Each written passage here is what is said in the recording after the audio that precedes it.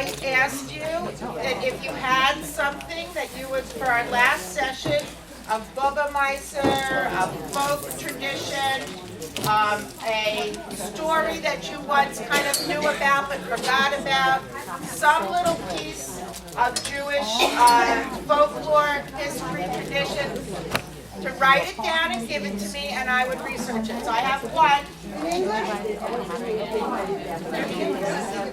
But you have to write it down right before you leave. Because I won't remember if you don't write it down, and I want to give it. So does anybody have?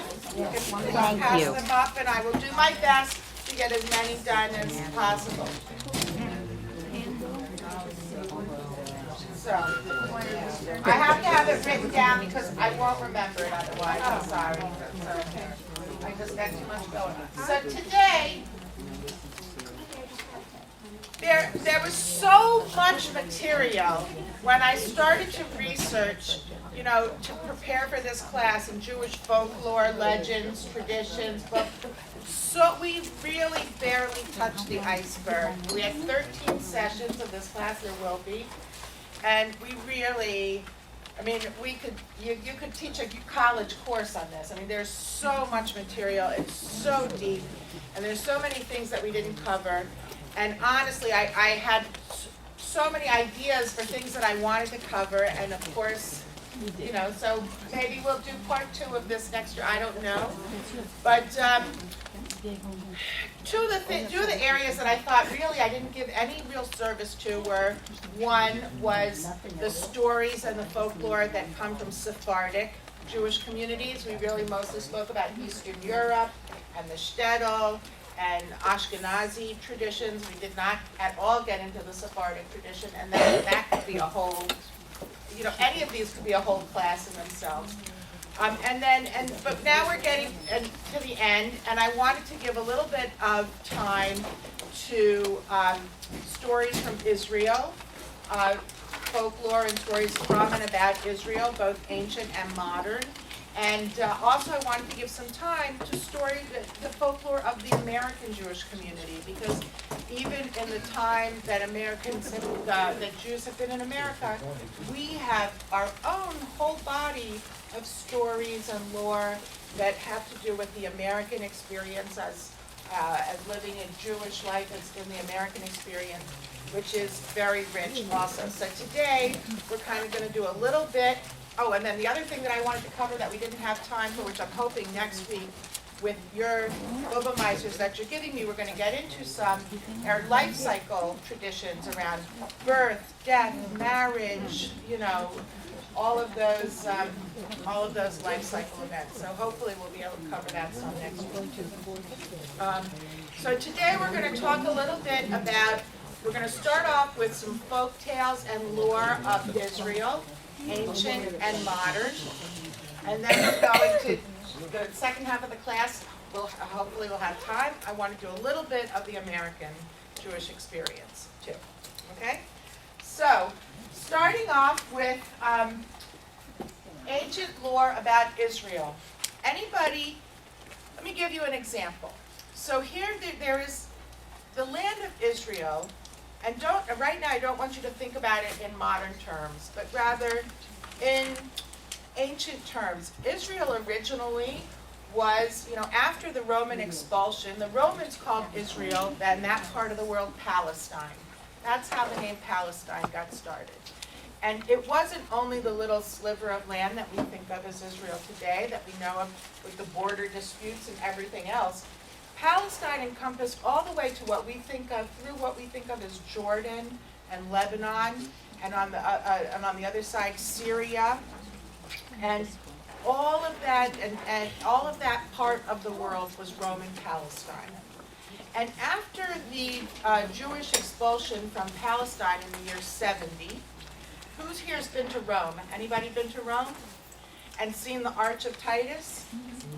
So the Arch of Titus in the ancient part of Rome is the Romans built these arches to honor their generals who came back from conquering the world. And the Arch of Titus is an arch that the army passed through, and as they passed through it, they carried all the spoils of that war. They brought back whatever they had looted and plundered and taken, and slaves and everything else. They had a whole big parade through ancient Rome and brought back, it was an Arch of Titus. On one side of it, there's a picture of the menorah from the temple being carried through. And it dates back to the 70s. I don't mean 1970s, the 70s. And even when you go today, for me as a Jewish person, when my husband and I saw that, it was like, oh my God, you get this really bad feeling that, you know, the Romans conquered Jerusalem, they plundered the temple, they took everything. And I had not known it beforehand, but they used the money from plundering the temple in Jerusalem to build the Roman Colosseum. When we did the tour of the Colosseum, that's what we learned from the tour guide. And the Colosseum, for those of you who have seen it, it's enormous. It's this enormous, it looks like it could be where the Giants play. What is that called? City Field? Stadium? Whatever the stadium is there. It's huge. It's huge. And they used the money, they used the plundering from Palestine, from the Holy Temple, to build the Colosseum, which was such a, frankly, horrible place for so long, where people were killed in the name of sport, and you know, it's just, world history is so fascinating. And so attached with it, what?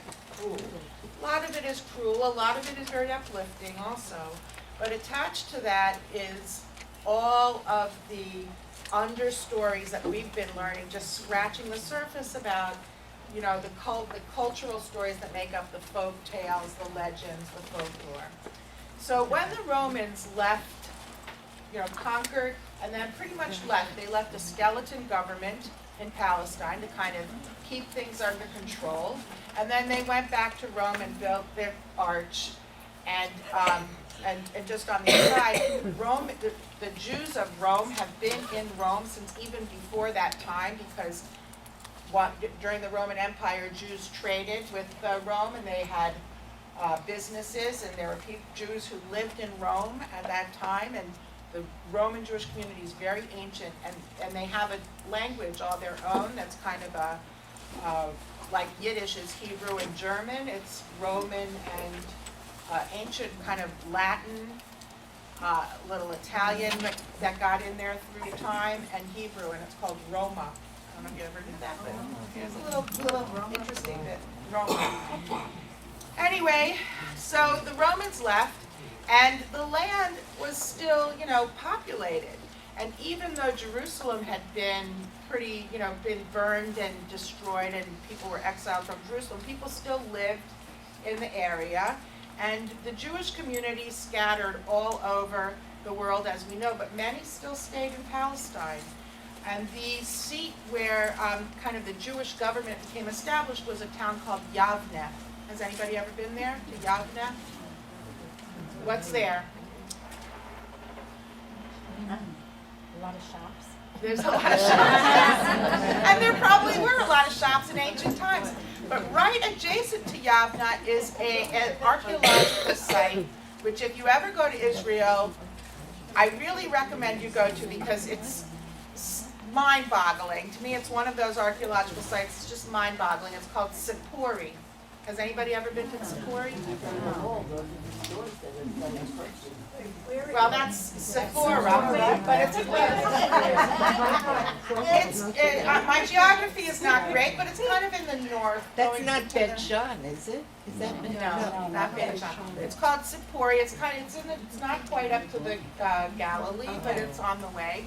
And it's an archaeological site, because Sippori actually was quite the town of its day. After the Romans left, Yavne and Sippori, which is kind of adjacent to it, became the central towns of Jewish life in Palestine. The rabbis established the yeshiva in Yavne. They were the ones who started writing the Talmud. And Sippori has one of the oldest synagogues, an excavation of one of the oldest synagogues ever, and the mosaics, it blows me away when you go to those ancient ruins, and the mosaics and the frescoes are still so intact.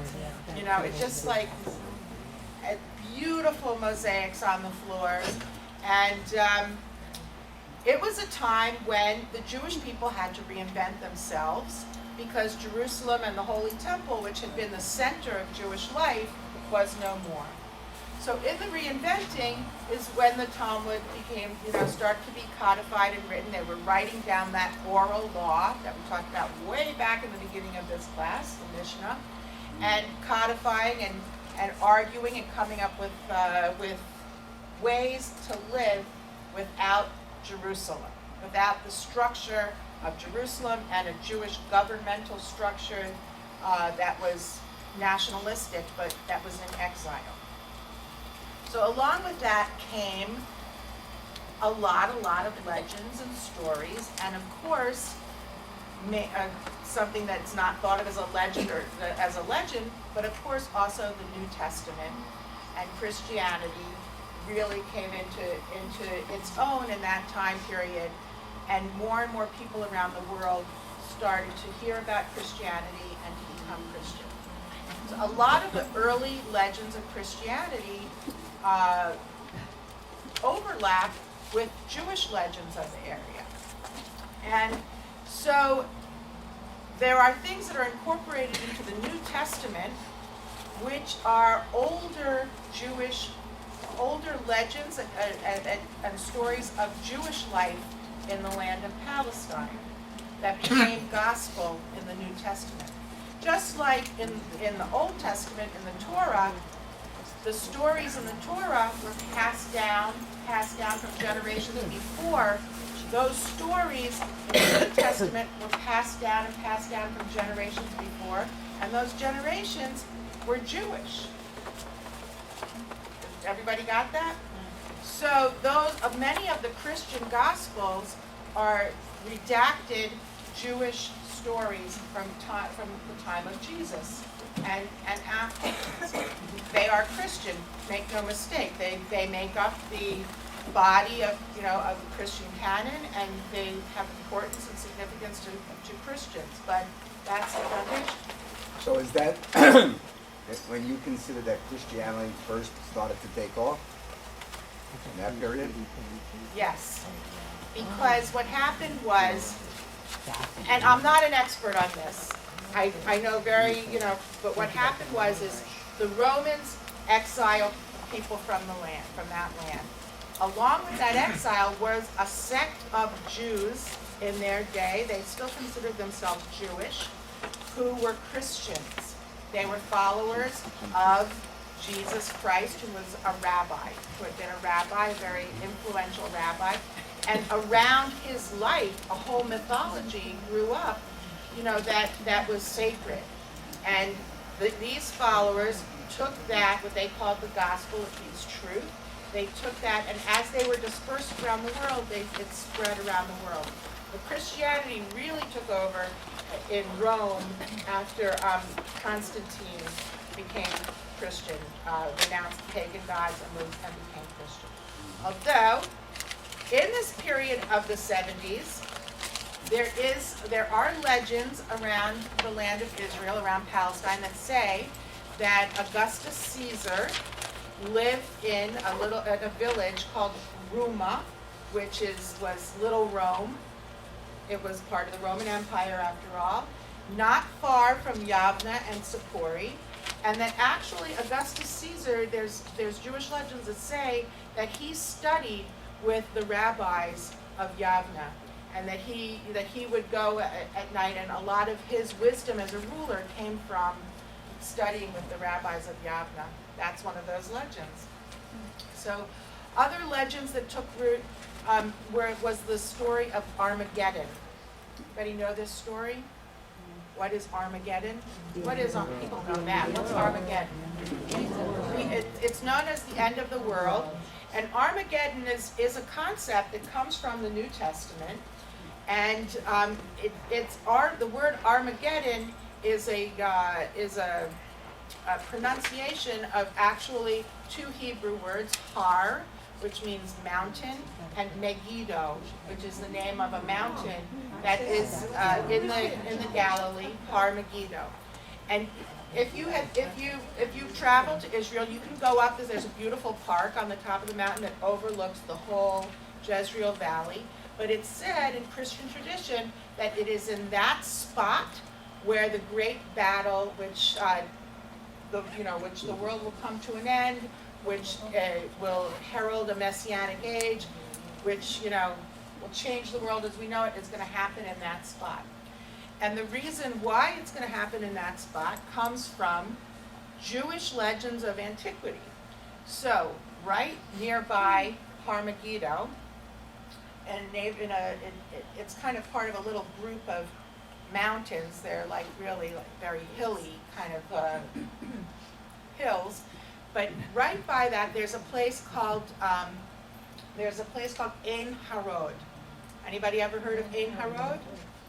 There's a kibbutz by the name of Ein Harod, and it's in the mountains there, and it's next to a group of springs, natural springs that are in the mountain. And there's a legend that says that when the Israelites were conquering the land from the Canaanites, there were many, many Israelites, and there was a smaller group of Canaanites that had to be gotten out of the way in those epic battles when the Israelites were taking over the land.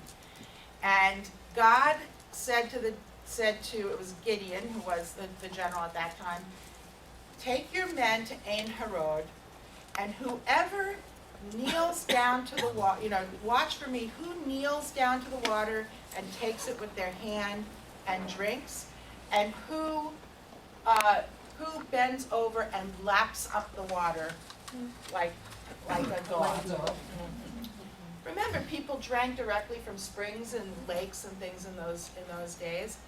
And so Gideon took the men, and 300 of them knelt and cupped the water and drank like that. And the others, much larger number, went down and lapped up the water, drinking directly with their mouths from the stream. And God said, those 300 men who knelt are the men who will fight this battle and will win. So that happened very near Har Megiddo, and in the end, that group of 300 defeated this much larger group. Then the group of Canaanites then was a much larger group. It turned out after that little test of weeding out who would fight, the Israelites who fought were a smaller army.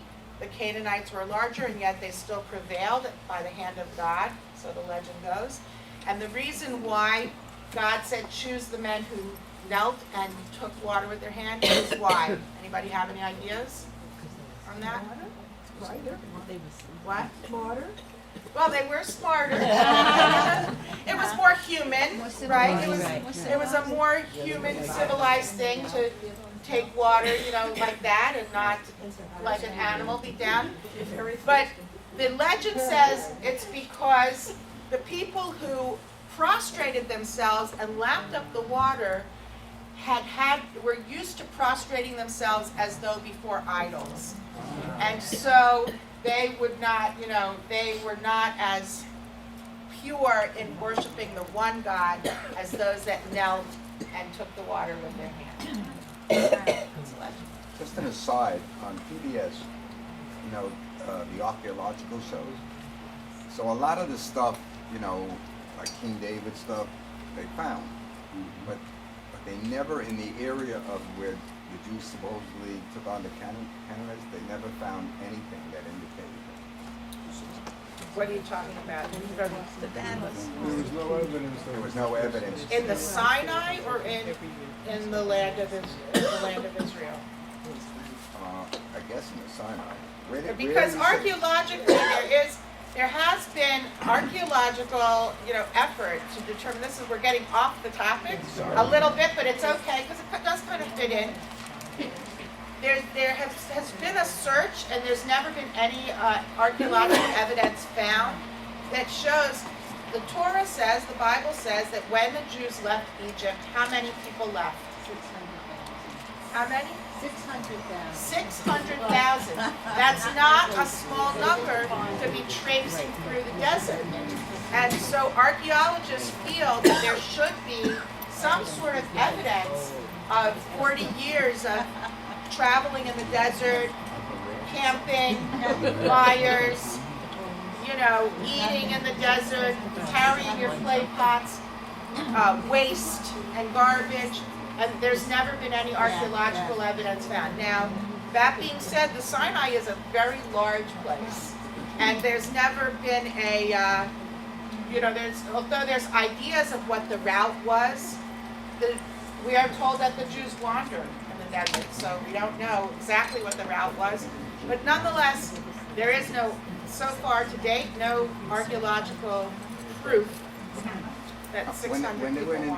When they went in to get the land of milk and honey, they supposedly battled the Canaanites, Well, all throughout, and there was no evidence of that. well, Archaeological. actually, there is archaeological evidence of ancient battles between Canaanites and Jews, and also Jews living in the Canaanite land. And there are differences, but past that time of the 40 years of wandering, if you go to Israel, there are archaeological sites which are Canaanite villages, which are marked by certain physical characteristics.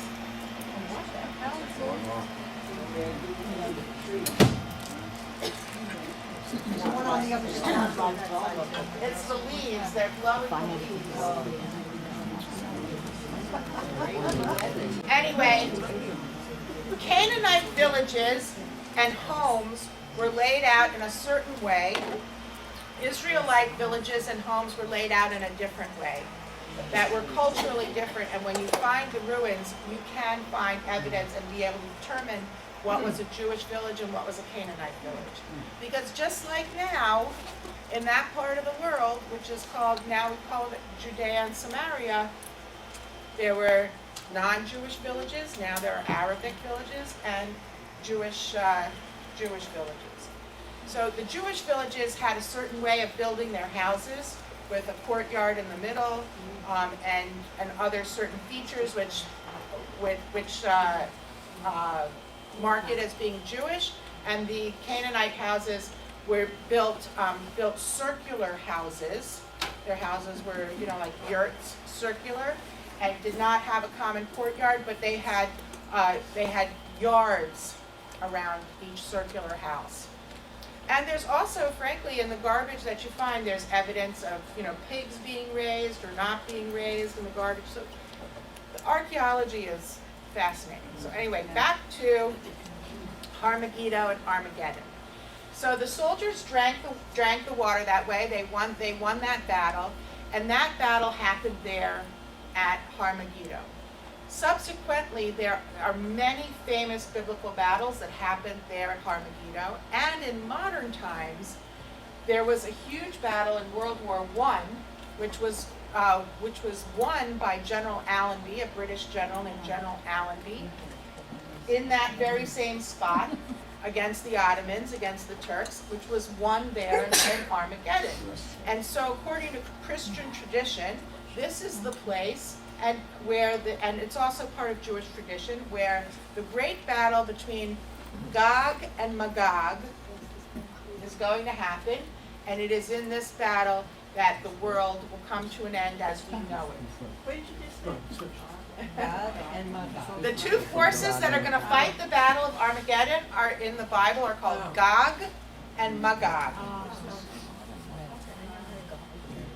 Interesting, right? Because when you think about that region, thank you.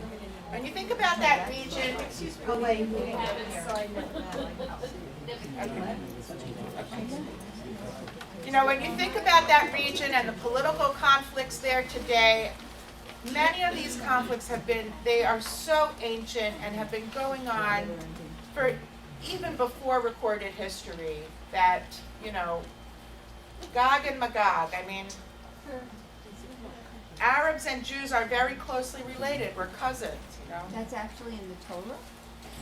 It's not in the Torah, it's in the Tanakh. So the Torah is part of the Tanakh, The Tanakh is that whole body of work, the Torah, which is the Bible, Nevi'im, which are the prophets, and Ketuvim, which are writings. And it's in Ketuvim, which is, I believe it's in Ketuvim. Somebody could correct me if I'm wrong. Okay, but it's not in the 5 books. It's not in the 5 books. So, but it's a story that was picked up on by, by the Christian, I don't know what to call it, but the Christian movement, that's the right word for it, and really incorporated into Christian ideology and theology, this idea of Armageddon. So that's one legend of the land of Israel. There's another legend that says that glass was first invented and discovered and learned how to make in Israel up near Haifa. Anybody ever hear that legend? So here on my neck, I wore this deliberately. I wear it a lot. I know you guys have seen it. But this is Roman glass, this green stone. So it's supposed to be a piece of glass that was found in Israel, polished up and made into a necklace that dates back to Roman times. And you can get these Roman glass, you've all seen that, you can get that anywhere. So there's lots of this stuff dug up in archaeological sites, and it is said that glass first became invented in the land of Israel, along near Haifa. There's a brook that comes down, and the name of the brook I think is called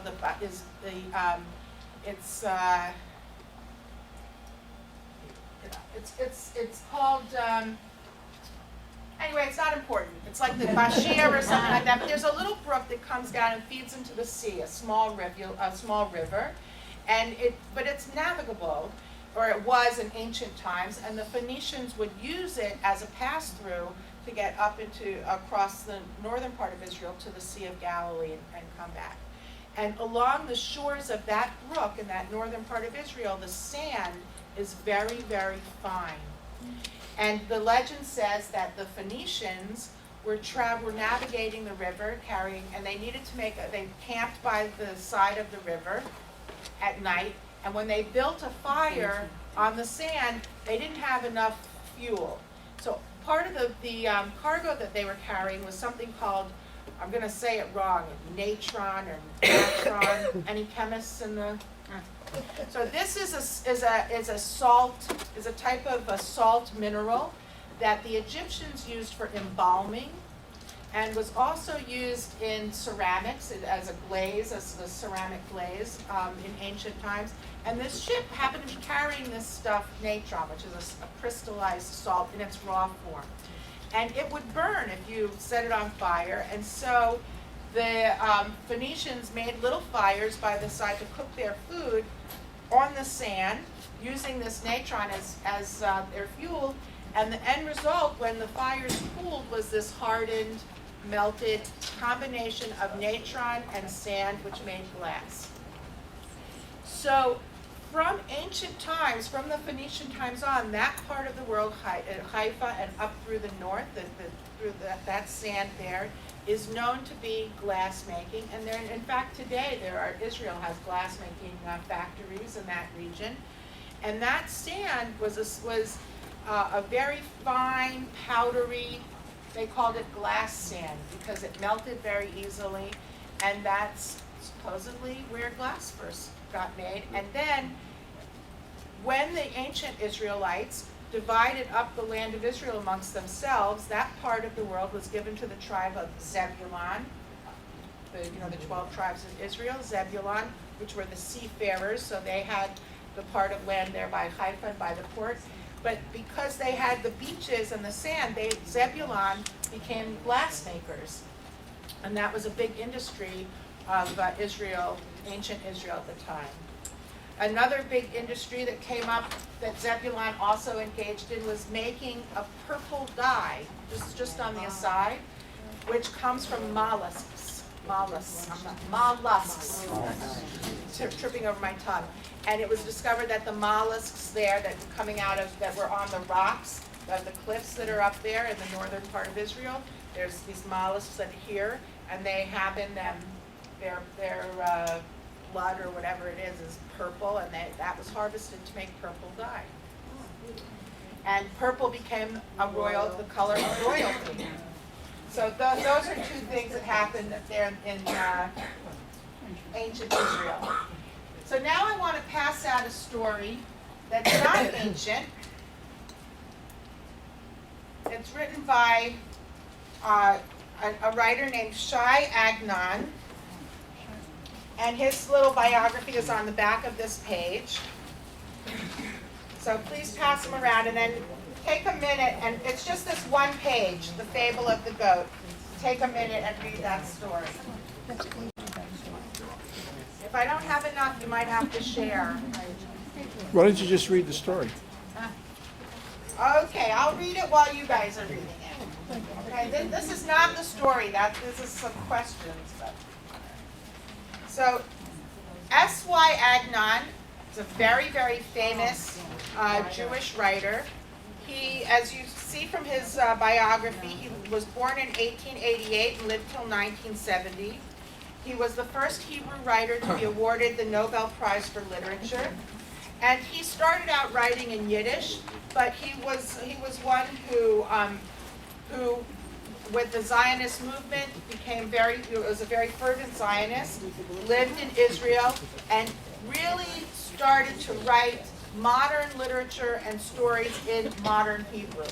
So he was a pioneer of modern Hebrew, which when you think about it, until the early days of until the late 1800s, when the Zionists really started coming from Europe and trying to settle in the land, Hebrew was not a language that people wrote stories in. People wrote in their common vernacular, in Yiddish, or in Ladino. Jews used Yiddish or Ladino to write. But literature, novels, things like that, Hebrew was reserved for holy purposes for the most part, especially in the Ashkenazi world. Sephardi, You have any more? I don't, so you'll have to share. So if you're sitting next to somebody, and I'm going to read the story anyway. All right, so enough about Agnon. He's very famous. You can read about him in the back. Here's the story, The Fable of the Goat. The tale is told of an old man who groaned from his heart. The doctors were sent for, and they advised him to drink goat's milk. He went out and bought a she-goat and brought her into his home. Not many days passed before the goat disappeared. They went out to search for her, but did not find her. She was not in the yard and not in the garden, not on the roof of the house of study and not by the spring, not in the hills and not in the fields. She tarried several days and then returned by herself. And when she returned, her udder was full of a great deal of milk, the taste of which was as the taste of Eden. Not just once, but many times she disappeared from the house. They would go out in search of her and would not find her until she returned by herself with her udder full of milk that was sweeter than honey and whose taste was the taste of Eden. One time the old man said to his son, "My son, I desire to know where she goes and whence she brings this milk which is sweet to my palate and a balm to all my bones." His son said to him, "Father, I have a plan." He said to him, "What is it?" The son got up and brought a length of cord. He tied it to the goat's tail. His father said to him, "What are you doing, my son?" He said to him, "I am tying a cord to the goat's tail, so that when I feel a pull on it, I will know that she has decided to leave, and I can catch the end of the cord and follow her on her way." The old man nodded his head and said to him, "My son, if your heart is wise, my heart too will rejoice." The youth tied the cord to the goat's tail and minded it carefully. When the goat set off, he held the cord in his hand and did not let it slacken until the goat was well on her way and he was following her. He was dragged along behind her until he came to a cave. The goat went into the cave and the youth followed her, holding the cord. They walked thus for an hour or two and maybe even a day or two. The goat wagged her tail and bleated, and the cave came to an end. When they emerged from the cave, the youth saw lofty mountains and hills full of choicest fruit, and a fountain of living waters that flowed down from the mountains, and the wind wafted all manner of perfumes. The goat climbed up a tree by clutching at the ribbed leaves. Carob fruits full of honey dropped from the tree, and she ate of the carobs and drank of the garden's fountain. The youth stood and called to the wayfarers, "I adjure you, good people, tell me where I am, and what is the name of this place." They answered him, "You are in the land of Israel, and you are close by Safed." The youth lifted up his eyes to the heavens and said, "Blessed by the omnipresent, blessed be he who has brought me to the land of Israel." He kissed the soil and sat down under the tree. He said, "Until the day breath and the shadows flee away, I shall sit on the hill under this tree. Then I shall go home and bring my father and mother to the land of Israel." As he was sitting and feasting his eyes on the holiness of the land of Israel, he heard a voice proclaiming, "Come, let us go out to greet the Sabbath queen." And he saw men like angels wrapped in white shawls with boughs of myrtle in their hands, and all the houses were lit with a great many candles. He perceived that the eve of Sabbath would arrive with the darkening, and that he would not be able to return. He uprooted a reed and dipped it in gall nuts, from which the ink for the writing of the Torah scrolls is made. He took a piece of paper and wrote a letter to his father. "From the ends of the earth I lift up my voice in song to tell you that I have come in peace to the land of Israel. Here I sit, close by Safed, the holy city, and I imbibe its sanctity. Do not inquire how I arrived here, but hold on to this cord which is tied to the goat's tail, and follow the footsteps of the goat. Then your journey will be secure, and you will enter the land of Israel." The youth rolled up the note and placed it in the goat's ear. He said to himself, "When she arrives at Father's house, Father will pat her on the head, and she will flick her ears. The note will fall out, Father will pick it up and read what is written on it. Then he will take up the cord and follow the goat to the land of Israel." The goat returned to the old man, but she did not flick her ears, and the note did not fall. When the old man saw that the goat had returned without his son, he clapped his hands to his head and began to cry and weep and wail, my son, where are you? My son, would that I might die in your stead, my son." So he went weeping and mourning over his son, for he said, "An evil beast has devoured him, my son is assuredly rent in pieces." And whenever he saw the goat, he would say, "I will go down to my grave in mourning for my son." The old man's mind would not be at peace until he sent for the butcher to slaughter the goat. The butcher came and slaughtered the goat. As they were skinning her, the note fell out of her ear. The old man picked up the note and said, "My son's handwriting." When he had read all that his son had written, he clapped his hands to his head and cried, "Fie, fie, woe to the man who robs himself of his own good fortune, and woe to the man who requites good with evil." He mourned over the goat many days and refused to be comforted, saying, "Woe to me, for I could have gone up to the land of Israel in one bound, and now I must suffer out my days in this exile." Since that time the mouth of the cave has been hidden from the eye, and there is no longer a short way. And that youth, if he has not died, shall bear fruit in his old age, full of sap and richness, calm and peaceful in the land of the living. Quite a story, right? So, the context of this story is at a time in history when the Zionist movement and Herzl's dream was just getting moving. And people, young people, were leaving Europe. This is long before World War I, World War II. People were leaving Europe and trying in the very first settlements to settle in the land of Israel.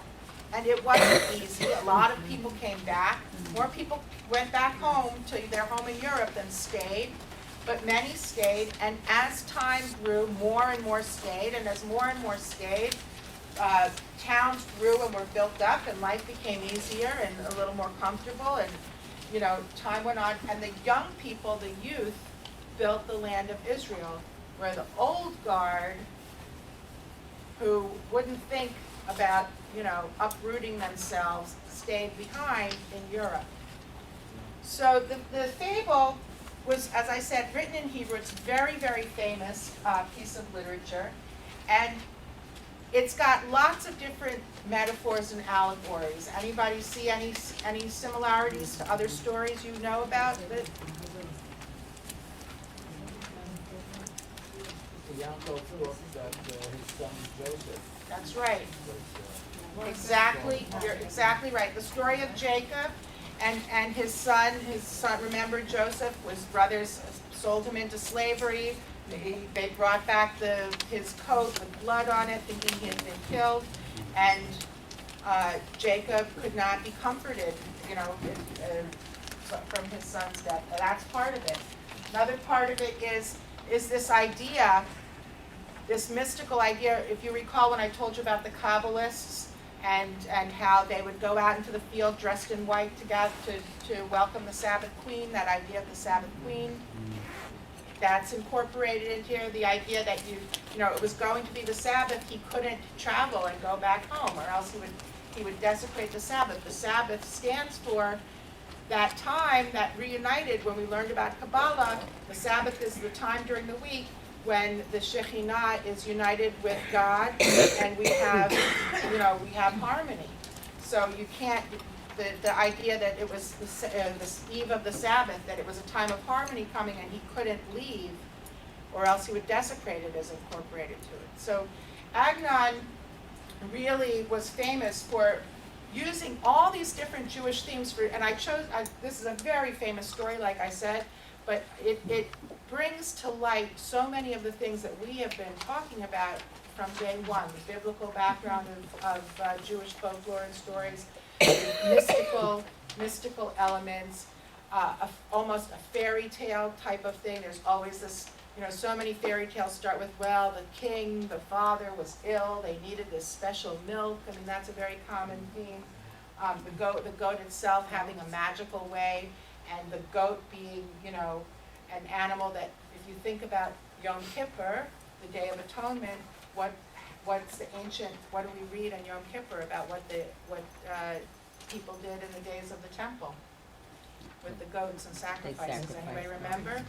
One goat, you know, both goats are equally pure without blemish. One is sacrificed on the altar in the temple. The other one, the high priest would put all the sins of the people on it and send it to the wilderness. Passover, you have the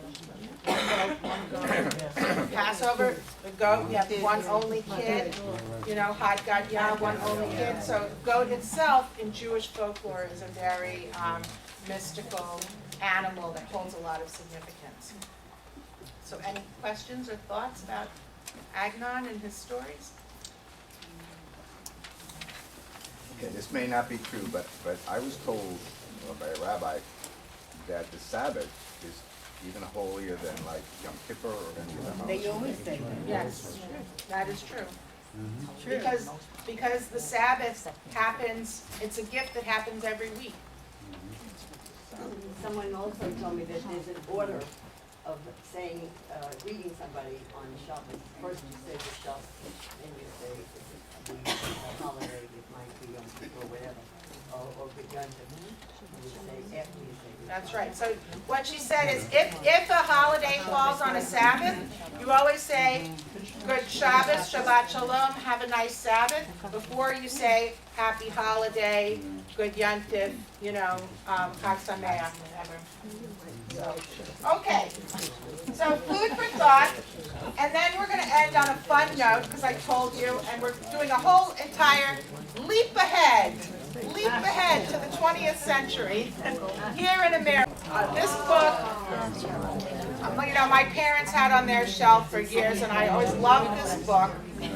And he writes anecdotally, Harry Golden was a journalist, and he was born on the Lower East Side and lived there for some time, and then he moved down south to I think it was Charleston. Let me see. Oh, Carolina. So he moved down there, and he edited a newspaper called the Carolina Israelite, which served all the Jews down in the South. There were a lot of Jews down in the South. A lot. You're gonna see. There were a lot of Jews down there. That's a whole nother story. And if you take my class next time, one of the books we're reading is called Too Jewish, and it's a story about Jews in the South. Can't get it. What do you mean you can't get it? Barnes and Noble can't get it. Amazon can't get it. Really? I'll look into it. Okay. Maybe 8 books. You have a Oh, Kindle? maybe. I'll try to get some books. Okay. All right, so listen to this. This is one of my favorite ones. Let's see. All right. Buying a suit on the east side. Okay? Buying a suit on the lower east side. When did you buy a winter suit or a heavy overcoat? In the middle of the summer, of course. In July.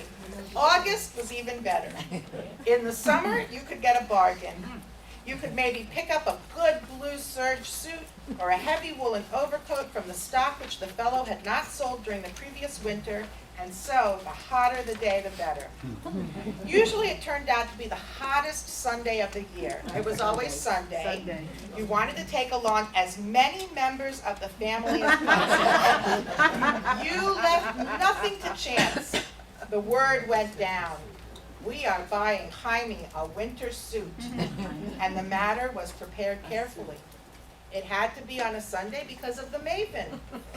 A maven is a connoisseur. Every family had a maven. Usually an uncle or a cousin who was a presser in the pants factory and who knew all about cloth and workmanship. Sometimes you had to put off the expedition because the maven couldn't make it on a certain Sunday. Finally, you were all set. In those days, the legitimate clothing stores were on Canal Street and on Stanton Street. The fake stores were on the Bowery, and they caused many a heartache among the immigrants, but that's another story for another time. In those days, the clothing stores had pullers in. These pullers in stood outside the store and enticed the customer to enter the establishment. The valuable pullers in were those with a wide acquaintance, members of one of the Landsmannschaften. I probably said that wrong. Landsmannschaften, societies of people from the same town or same area of Europe. It was from your same town or area of Europe who would recognize hundreds of people by sight and call them by their first name. Reb Joseph, in here, we've got the best merchandise. Some of the pullers in were highly persuasive. If a man stopped to look at the window display of the store, he was a dead dog. The puller in really went to work on it. He kept up a rapid-fire conversation, extolling the merchandise and telling him of the special bargain he happens to know about. When you go inside, ask for Max, and tell him I said to show you that special suit he was hiding away from my very own brother. The pullers in were important. They even organized themselves into a collective bargaining union, the Pullers In Association of New York.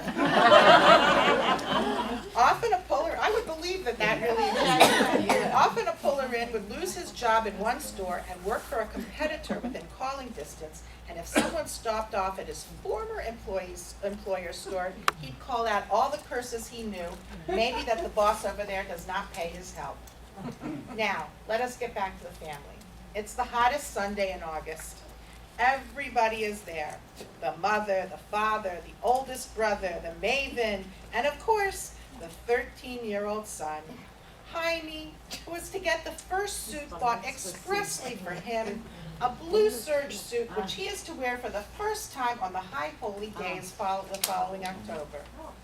The maven always knew a place, perhaps where his friend was the puller in, and the family immediately set out for the establishment, disentangling themselves from a dozen other pullers in on the way. I even grew up, knowing there was a place where when we had a family affair, there was a place in Baltimore where we would go for our dresses, that was it. Jaime would be missing, and everybody began to look for him. A smart puller-in sensed that this kid was Operation Jaime and had kidnapped the kid. They looked in all the stores, and then the party found Jaime. He was already standing on a raised platform trying to The salesman of the establishment kept saying, "Look how nice it looks. Why don't you tell us how much it is?" But all he heard was, "Jaime, take that off," and perhaps even a cuff on the ear. "Jaime, stick close to us," and they were on their way again. Finally, the place. The maven led the party in after a big hello from the puller-in, who escorted them inside to create the impression that they had come in as a result of his efforts.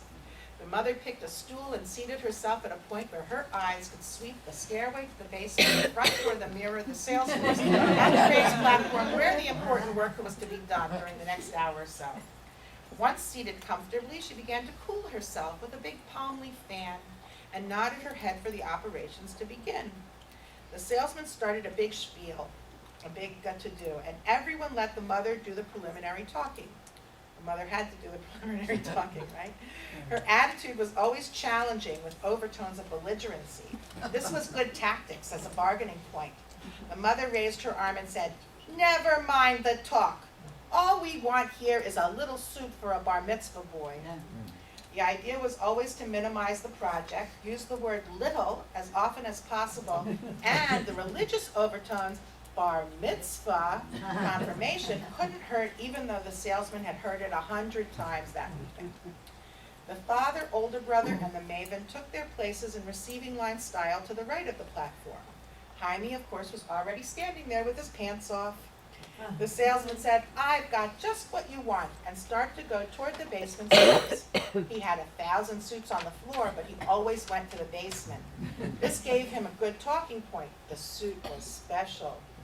And now for the battle of wits. A battle between two brilliant adversaries. The father, brother, and even the maven were under tremendous pressure for fear that a single word spoken out of turn could tip the balance in favor of the clothing salesman. So they let the mother speak unless they were actually asking a question. The salesman, now walking toward the basement, was executing a very adroit move, but the mother, alert to every situation, came back with a counterblow. "What are you going to bring us? Something you are ashamed to keep on the floor?" This was good. It took the edge off the salesman an early advantage. Now he'll have to expend precious talking merely trying to recover from that blow. Presently he returned carrying a blue serge suit. Now things began to move. The father, the older brother, the mother instinctively looked towards the maven. They wanted him to be on the alert. A moment or two of silence. This is it. The salesman helps Jaime with the pants, straightens them out, then the coat, smooths it out in the back, and as he's standing behind the boy, the mother lands another good blow. "What are you doing there behind the boy? Let him stand by himself. We'll see what's what." The salesman walks away from Jaime. This sounds so familiar, right? What? All right, the salesman walks away from Jaime, but recovers quickly with a solid punch. "I was saving this suit for my own nephew, my own flesh and blood for his own bar mitzvah in October. But when I saw such a handsome boy come in, I couldn't help it. I had to bring up this particular suit." A good counterpunch. Now the mother moves her stool back a few feet. Moves her stool back a few feet to get a better view of Jaime. "Turn around," she commands, and Jaime keeps turning. Like that. "Now on the side. Turn to the front again." Now it is squarely up to the maven, who steps forward. "Take off the coat." Jaime takes off the coat. The maven goes out the door into the sunlight. Everybody is watching the maven now, except Jaime, who is sitting on the floor, until the mother sees him. "Stand up and don't dirty the pants. We're not buying this suit yet." And the salesman sighs. Meanwhile, the maven is still outside. He holds the coat up to the sun. He feels it. His hands go into the pockets of the coat. His final gesture, he closes his eyes and rubs the cloth between his fingers with a separate operation for the lining. He opens his eyes and brings the coat in. He says nothing until he enters the circle of the father, the older brother, and the mother. The salesman leans forward. Even Jaime is tense. Everybody looks at the maven. He is slow and deliberate in his decision. He finally says, "Not a bad piece of goods." The very highest compliment a maven can bestow. The mother looks with contempt. "Also a maven," she says. But she knows now the salesman has the upper hand. Things are coming to a climax. Everybody knows what's coming. This is important. The slightest inflection of the voice or the flicker of an eyebrow, for that matter, can have serious consequences. The mother tries to be as nonchalant as possible when she asks the big question, "How much for this second-hand suit that I'm able to sell to anybody all winter long?" The mother has regained the initiative. Now the salesman has to fight back. "What do you mean second-hand and we couldn't sell it all winter long?" But the mother senses the kill and does not let him continue. "All right, so why do you still have a winter suit on the hottest day in the summer? Answer me that." The salesman begins, Listen, lady, but the mother follows up her advantage. How much? The salesman is groggy. Now he becomes belligerent and fairly yells, $14. Wish we could get a suit for $14. A mistake. The mother had goaded him too much. The man wasn't himself. $14? The father and the maven say in unison. And then the mother begins to laugh, which is the signal for everybody else to laugh, except for the salesman and Jaime, who wants to know where is the toilet. When the salesman shows him, the mother delivers another blow. Watch out for the pants, Jaime. We are going someplace else. Silence. The mother stands up and starts walking out. Tell Jaime to take off the suit when he comes back, she says to no one in particular. Jaime obeys his father without any fuss, and as he takes off the coat and then the pants, the salesman says, "What did I say that was so bad? I was saving this suit for my own flesh and blood." No one is listening. They all follow the mother, who is already outside the door talking to the puller in. The salesman catches up with the party on the sidewalk. The mother is annoyed. She shakes her head and in a low, compassionate tone of voice explains, "There's nothing further to talk about. If you said maybe $10, we would think you were crazy." They keep walking. Now the maven is catching hell. Also a maven, not a bad piece of goods, he says, but also a maven. Who needed you? Then they go to 2 other stores, but this is only a maneuver, a necessary bit of East Side protocol. They would have never forgiven themselves if they had made the purchase in the first store without looking around. At the second place, the mother says, $14? We just saw a suit for $14. It's a regular doll suit, and we didn't even take it. Finally, between 4 and 5 o'clock, they come back to the first store. Only the mother goes in. The salesman tries not to act surprised. Actually, he expected them to return. She now becomes palsy-walsy with the salesman. All right, take the $10 and let that boy have a nice suit for his barbecue. The salesman whispers, "So help me, I am doing something against my own flesh and blood when I give you this suit for $12. The deal is closed. Then she calls in the father, the older brother, Jaime, and the maven, and makes sure they are all getting the same suit, and they go home tired, but very, very happy. The mother takes her place in the kitchen to make some potato latkes for everyone, and she resumes her traditional status within the family circle. Jaime, did you give your father a big kiss for the suit he bought you today? That's right. It's called Only in America. Okay? So if you have something you want me to research for next week, open it up, and I'll see you next week. I don't have a memory, so could you tell me it again? Sandy? You don't remember either.